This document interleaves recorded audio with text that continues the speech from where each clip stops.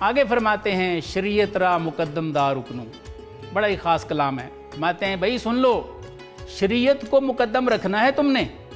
طریقت از شریعت نیست بیرون، اس لیے کہ طریقت شریعت سے باہر نہیں ہے بلکہ شریعت کے اندر طریقت ہے۔ مزید کیا لکھتے ہیں، کسے کہ او در شریعت راسخ آید، فرماتے ہیں جو شریعت میں پکا ہو جاتا ہے نا، حقیقت راہ بر روئے خود کشاید، تو اللہ کے راستے کی حقیقت خود بخود اپنا چہرہ دکھا دیتی ہے۔ ان دو اشعار میں حضرت شمس تبریز رحمۃ اللہ علیہ نے اس دور کے ان نام نہاد علماء کے اس جھوٹ کی کلی کھول دی ہے جو یہ کہتے ہیں کہ صوفیہ اسلام کے متوازی ایک اور دین پیش کرتے ہیں جس کا اسلام سے کوئی تعلق نہیں۔ حضرت شمس جو بہت بڑے صوفی ہیں، اعلان فرما رہے ہیں کہ ہر دور کے سالکین کے لیے بھائی جو بھی اللہ کا قرب حاصل کرنا چاہتا ہے وہ قرب شریعت محمدی میں چھپا ہوا ہے۔ جو شریعت محمدی میں استقامت اختیار کرے گا فقر محمدی کی نعمت سے ضرور سرفراز ہوگا۔ 20ویں صدی کے ممتاز صوفی حضرت عطا ابن فضل اپنی کتاب ہم نفس میں فرماتے ہیں کہ صوفیہ کی تعلیمات کو اسلام سے متصادم قرار دینے والوں اور انہیں کافر و مشرک کہنے والوں کی بھئی اللہ ہی جانے گا ان سی مجبوری ہے کہ وہ پاکان امت پر اتنا بڑا الزام لگا دیتے ہیں، حالانکہ الزام لگانے والوں اور غیبت کرنے والوں کی سزا جہنم ہے۔ خیر ہم اپنے اگلے اشعار کی طرف بڑھتے ہیں۔ حضرت شمس مزید لکھتے ہیں براہ تربیت پیراں بشارت، فرماتے ہیں کہ بھئی ہر دور میں اللہ کی منزل کے راہیوں نے سالکین کی تربیت کے لیے بدادہ 4 منزل بابارت، طریقت میں 4 ہی منازل لکھی ہیں۔ یک منزل کے آن ناسوت نامست، فرماتے ہیں پہلی منزل کا نام ناسوت ہے، پر از اوصاف حیوانی تمام است، فرماتے ہیں اس میں انسان حیوانی اوصاف سے پر ہوتا ہے۔ ازاں منزل، اس منزل میں ہم سب ہیں ابھی۔ آگے فرماتے ہیں ازاں منزل اگر خود بگزرد کس، فرماتے ہیں اگر کوئی بندہ اس منزل سے گزر جائے نا، دوم منزل رسد او با ملک بس، تو اس کی روح پر دوسری منزل یعنی عالم ملکوت ظاہر ہو جاتی ہے۔ اس سے مراد یہ ہے کہ عالم ملائکہ اس پر کھل جاتا ہے۔ اور حضرت شمس تبریز رحمۃ اللہ علیہ اس کو دوسری منزل فرما رہے ہیں، یہ یاد رکھنا ہے آپ نے۔ پہلی منزل کیا فرمایا، عالم ناسوت، اور دوسری فرما رہے ہیں عالم ملکوت۔ آگے فرماتے ہیں دراں عالم چوں معروف گردد، ملائک آسماں مکشوف گردد، فرماتے ہیں جب اس عالم میں وہ معروف ہو جاتا ہے، مشہور ہو جاتا ہے، تو آسمان کے فرشتے اس کی روح پر ظاہر ہو جاتے ہیں۔ اس سے آگے لکھتے ہیں چبر گیرد قدم او از ملکوت، پھر جب وہ ملکوت سے آگے قدم اٹھاتا ہے، رسد در منزل سوئم بجبروت، تو تیسری منزل جس کا نام عالم جبروت ہے اس کی روح پر ظاہر ہو جاتی ہے۔ آگے لکھتے ہیں مقام روح برمن حیرت آمد، حضرت شمس فرماتے ہیں کہ بھئی مقام روح پر انسان متحیر ہونا شروع ہو جاتا ہے، نشاں ازوے بگفتن غیرت آمد، اور اس کی بات بتاتے ہوئے مجھے غیرت آتی ہے۔ اس پہ میں رک کے آپ کو حضرت خواجہ غریب نواز کا ایک کلام سناتا ہوں۔ خواجہ صاحب نے لکھا ہے کہ جو جتنا زیادہ متحیر ہے عالم تحیر میں، آپ فرماتے ہیں وہ اتنا بڑا درویش ہے۔ اور حضرت شمس یہاں پہ فرما رہے ہیں کہ یہ تیسری منزل ہے، عالم جبروت میں ایسے معاملات ہوتے ہیں، انسان پہ تحیر جو ہے وہ طاری ہونا شروع ہو جاتی ہے۔ مزید لکھتے ہیں دراں منزل بود کشف و کرامات، ولے باید گزشتن ازاں مقامات، فرماتے ہیں اس تیسری منزل پہ کشف و کرامات شروع ہو جاتے ہیں، لیکن ان مقامات سے بھی سالک کو گزرنا ہے، کیونکہ کرامات اس کی منزل نہیں ہے، بلکہ جیسے تمام صوفیہ نے فرمایا ہے کہ منزل ماں کی بریاست، کہ منزل تو آپ کی اللہ تعالیٰ ہے، آگے بڑھنا ہے۔ آگے لکھتے ہیں اگر دنیا عقبہ پیش آید، نظر کردن دراں ہرگز نہ شاید، فرماتے ہیں اس راستے میں اگر دنیا و عقبہ بھی پیش آ جائیں تو ان کی طرف نظر نہیں کرنی۔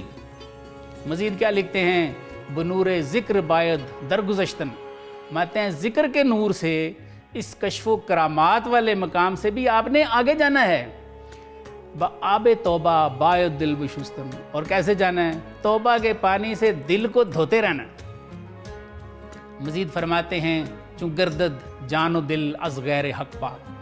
فرماتے ہیں جب تیری جان اور دل غیر حق سے پاک ہو جائیں، رسد در عالم لاہوت بے باک، تو انسان کی روح پر بلا خوف و خطر عالم لاہوت ظاہر ہو جاتا ہے۔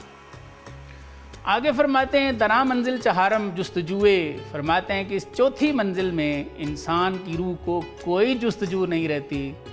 نباشت با خدا جز گفتگوئے، اور فرماتے ہیں اس منزل پہ بقول حضرت شمس تبریز انسان کی روح اللہ تعالیٰ سے ہم کلام ہو جاتی ہے۔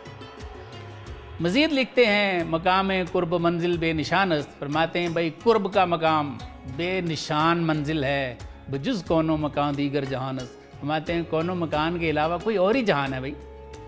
آخری شعر ہے با اون حق رسد آنجا چو سالک، فرماتے ہیں جب اللہ کی مدد سے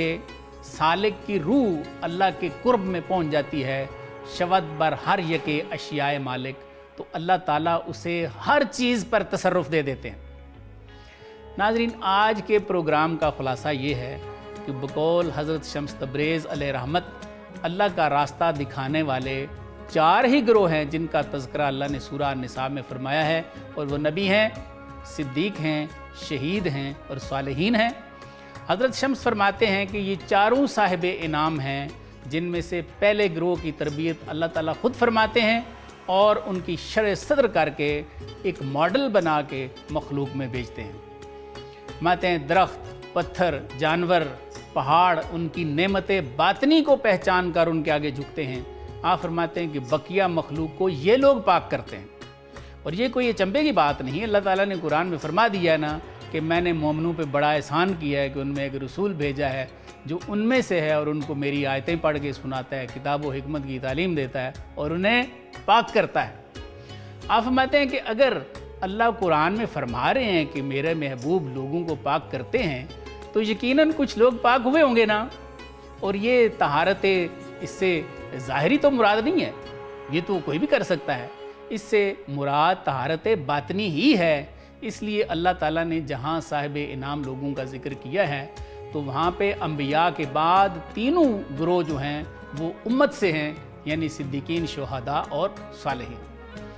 حضرت شمس تبریز رحمۃ اللہ علیہ نے اپنی مثنوی میں یہ طریقہ بتایا ہے کہ اگر ایسا کوئی پاک مل جائے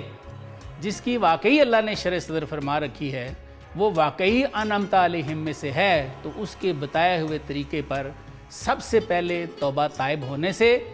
پھر اس کے بتائے ہوئے طریقے سے ذکر فکر کرنے سے، اس کے بتائے ہوئے طریقے پر شب بیدار رہنے سے، اس کے بتائے ہوئے طریقے پر تزکیہ نفس کرنے سے انسان کی روح باطنی طور پر یعنی عالم خواب میں عالم بالا کی سیر کرنا شروع ہو جاتی ہے، جس کے 4 درجے حضرت شمس نے بتائے ہیں، جن کا بھی ہم نے ذکر کیا ہے۔ پہلا درجہ عالم ناسوت، پھر عالم ملکوت، پھر عالم جبروت، اور چوتھا عالم عالم لاہوت۔ خاص بات جو اس میں حضرت نے بتائی ہے وہ یہ ہے کہ انسان کی روح پہ یہ معاملات تزکیہ نفس کرنے سے کھلتے ہیں، جس کی تعلیم پر قرآن نے بڑا ہی زور دیا ہے۔ پھر ایک اور خاص بات جس پہ حضرت نے زور دیا ہے کہ شریعت را مقدم دار رکنوں، یعنی صوفیوں کا یہ جو راستہ ہے اس میں شریعت ہی کو مقدم رکھتے ہیں، اور فرمایا کہ طریقت نیست از شریعت بیرون، شریعت پر استقامت حاصل کرنے کے بعد ہی طریقت حاصل ہوتی ہے، یہی حق ہے۔ میں حضرت سلطان باہو رحمۃ اللہ علیہ کے اس شعر پہ ختم کر کے آپ سے اجازت لوں گا۔ بھائی آپ نے بھی تو فرمایا ہے ہر مراتب از شریعت یافتم، پیشوائے خود شریعت ساختم، فرماتے ہیں میں نے ہر مرتبہ شریعت ہی سے پایا ہے اور شریعت ہی کو اپنا پیشوا اور امام بنایا۔